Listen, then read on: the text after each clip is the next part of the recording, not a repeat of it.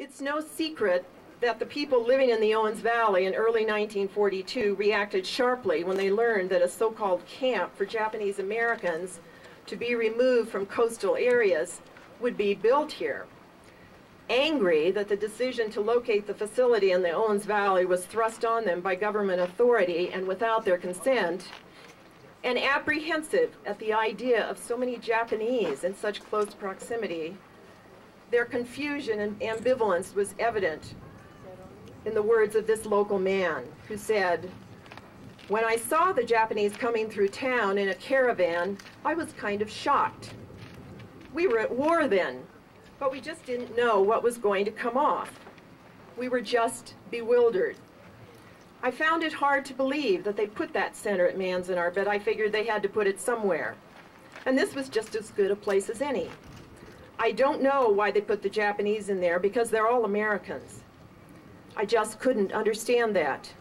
And," said another local man, "I knew they ought to be, or maybe should be, put someplace. And down there they weren't hurting anybody." Rumors flew like the wind during that time. The entire valley would be turned over to the government for a huge internment camp. 50,000 people would be coming. The Japanese would be used for road building and other public works projects. Blunting the fear and hostility only slightly was the prospect of economic benefit to local businesses. Construction crews were formed, residents were hired for civilian jobs, and local freighting and supply companies went into high gear, ready to meet the demands of federal authority. Owens Valley Paiute Truman Buff, whom some of you may remember, describes those early days. His ancestors had been forcibly removed from the valley by U.S. Army soldiers in 1863 and marched across the desert that way to a reservation at Fort Tejon. Here he recalls, "I worked at Manzanar when it first started for a temporary job, building it. I saw Manzanar built from start to finish.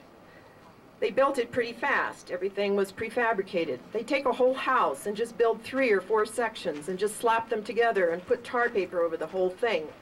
That's all they did. The Indians as a whole didn't like the Japanese coming in here, but we resented the government worse. Why, we said, is the government giving the Japanese everything?" But then he turns in a little later and he says, "But I've been going to that pilgrimage every year. I go all the time. I watch the Japanese Americans perform. They've got a dance similar to the Indian dance, like the ring dance. They hold hands and go around that, like that. They say, 'Come on in, dance with us.' And a couple of times I danced with them." Here too, this story from Lone Pine resident Connie Salas. "They used to grow their vegetables at Manzanar," she said. "We used to go to Bishop and you'd see those fields with lettuce growing in December, carrots and a lot of green stuff that were growing there all the time. Those Japanese knew how to do it. They were really good growers. Sometimes we'd be in town and at first they used to bring the Japanese in to go shopping. See, they had a guard who would bring in so many people, 10 and another 10, and they went into Safeway and then they'd go to Penny's and buy clothes. And the guard was with them. They never raised any trouble. My sister worked at Penny's and she used to say how they were so polite, so nice to attend to and everything. But then there were some people here in town that didn't like the idea. Somebody said if they're going to be prisoners over there, they shouldn't bring them to town. But there were never any problems. They were good people." Manzanar's been called a web of memory. Now it's a place of national historical significance, but once it was an ordinary landscape of local life and history.